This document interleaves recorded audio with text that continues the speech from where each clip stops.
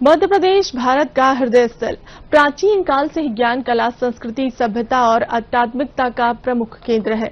यहाँ की भूमि पर वैदिक परंपरा, बौद्ध, जैन विरासत, गुप्तकालीन कला, मध्यकालीन मंदिर, वास्तुकला और आदिवासी लोक संस्कृति का अनुपम संगम देखने को मिलता है। डॉक्टर मोहन यादव के नेतृत्व वाली मध्य प्रदेश सरकार इस गौरवशाली धरोहर को सहेजने, संरक्षित करने और भावी पीढ़ियों तक पहुंचाने के लिए युद्ध स्तर पर कार्य कर रही है।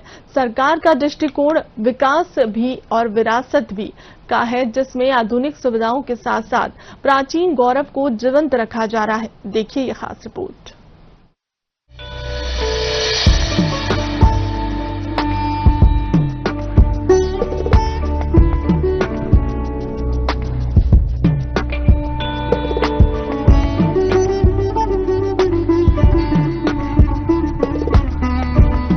पिछले कुछ वर्षों में मध्य प्रदेश भारत के सबसे जीवंत पर्यटन केंद्रों में से एक बनकर उभरा है, जहां देश और दुनिया भर से 13 करोड़ से अधिक पर्यटक आए हैं।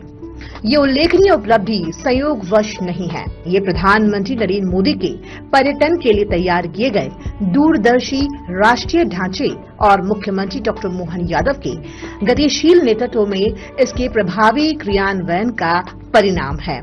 आज मध्य प्रदेश में पर्यटन विकास भी विरासत भी की भावना को दर्शाता है, जहां विकास विरासत, संरक्षण, स्थिरता और समावेशी विकास के साथ साथ चलता है।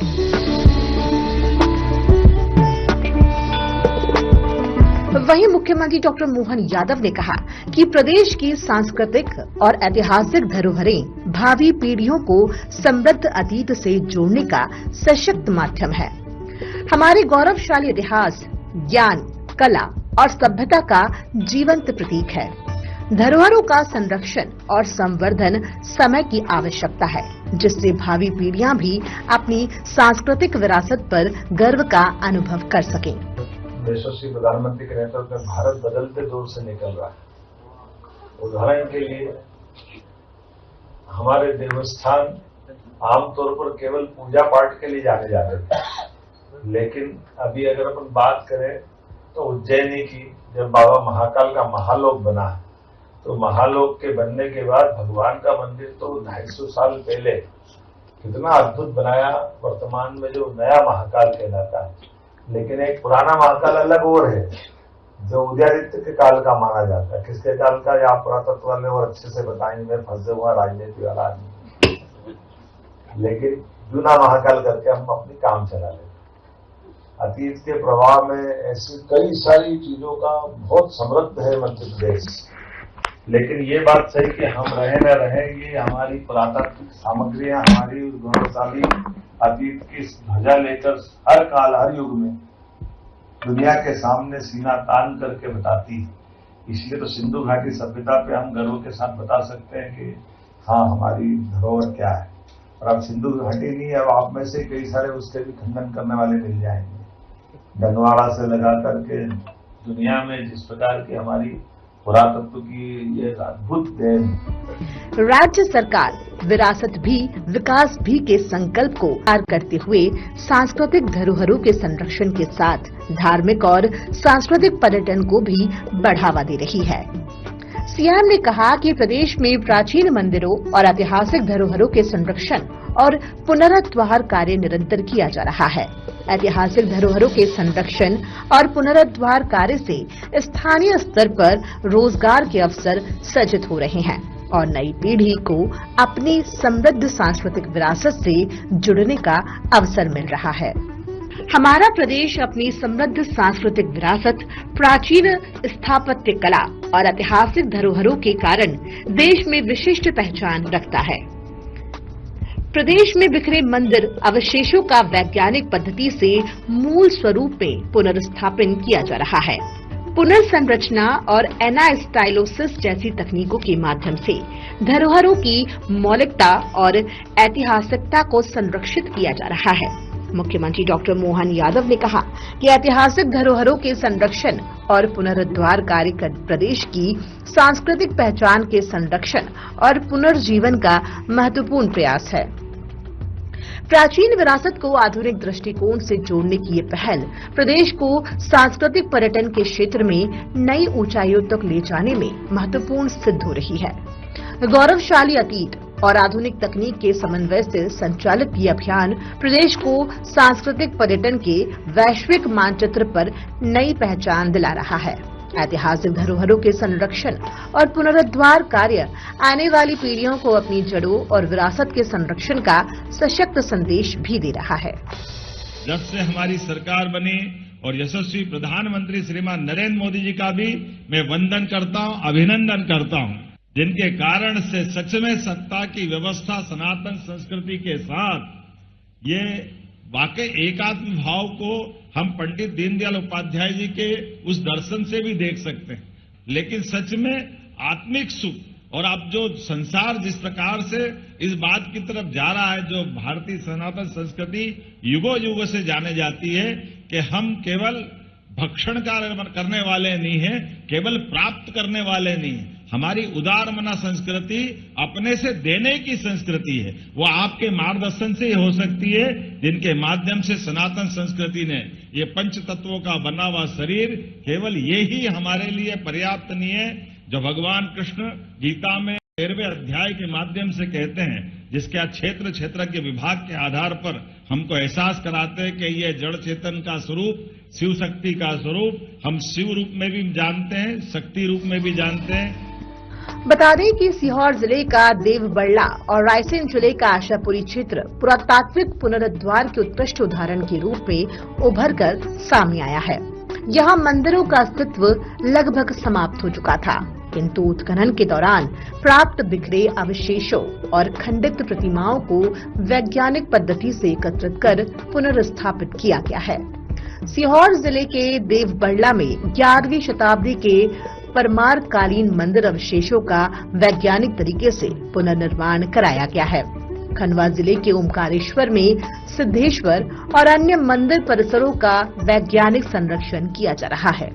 उज्जैन स्थित महाकाल मंदिर परिसर में प्राचीन धरोहरों को संरक्षित किया गया है। रायसेन जिले के धवला क्षेत्र में मंदिरों की संरचनात्मक सुरक्षा और विशेष सफाई कार्य किए गए हैं।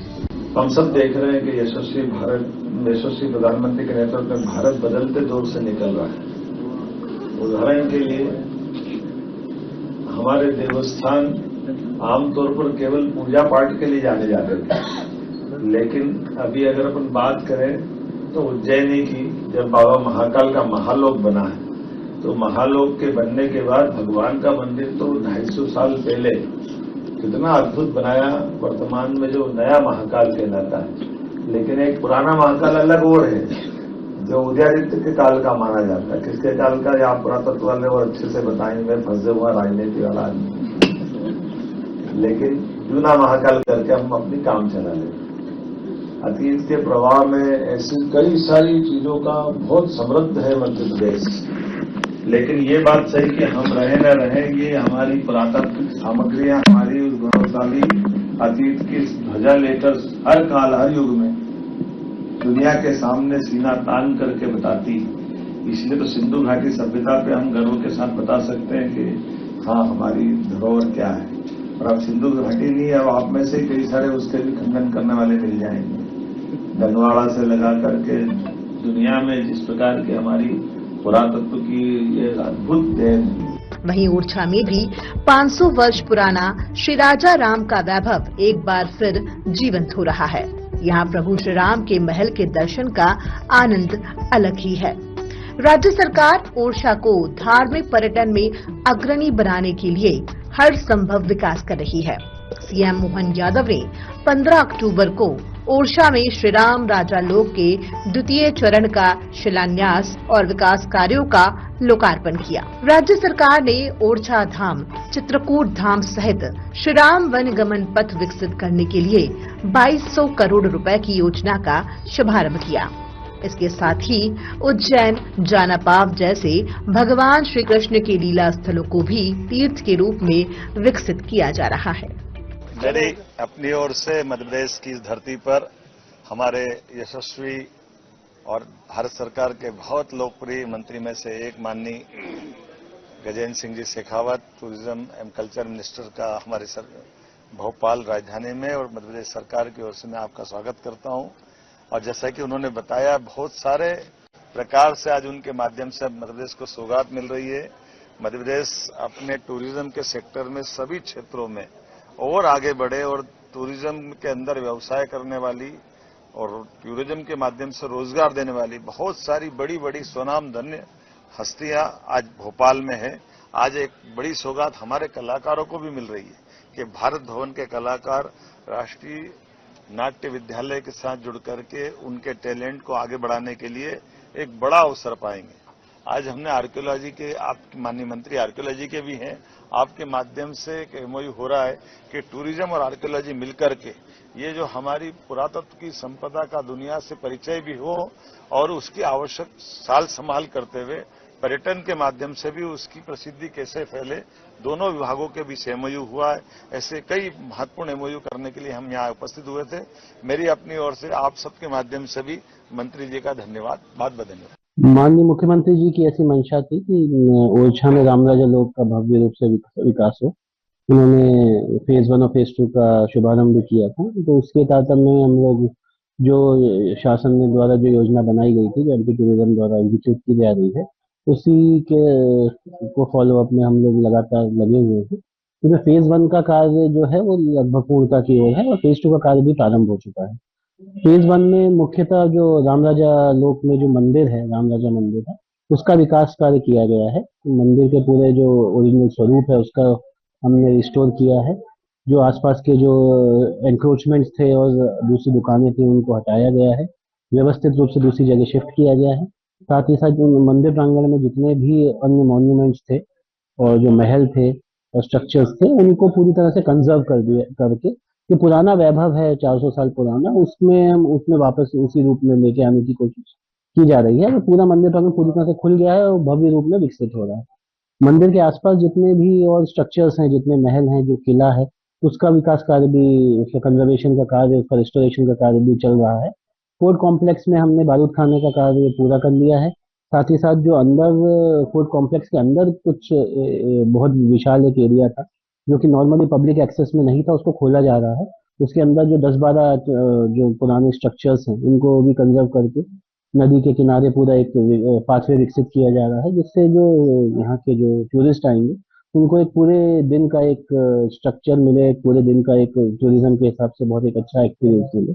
तो ये सब विकास कार्य किए जा रहे हैं। साथ ही जो जन उपयोगी सेवाएं हैं, जैसे कि पार्किंग का विकास करना और जो अलग अलग जगह कैफेटेरियाज बनाना या फूड जोन का विकास करना या टॉयलेट्स ब्लॉक्स का विकास करना, तो वो सब कार्य भी अभी लगातार चल रहा है। और हम कोशिश कर रहे हैं कि जो टूरिस्ट है उसको असुविधा ना हो और एक अच्छे एक्सपीरियंस के साथ ओरछा में चाहे वो मंदिर देखें, चाहे वो फोर्ट देखें, चाहे नदी पे जाएं, चाहे सेंचुरी में जाएं, तो सब जगह अच्छा एक एक्सपीरियंस लेके यहाँ से वापस आएं।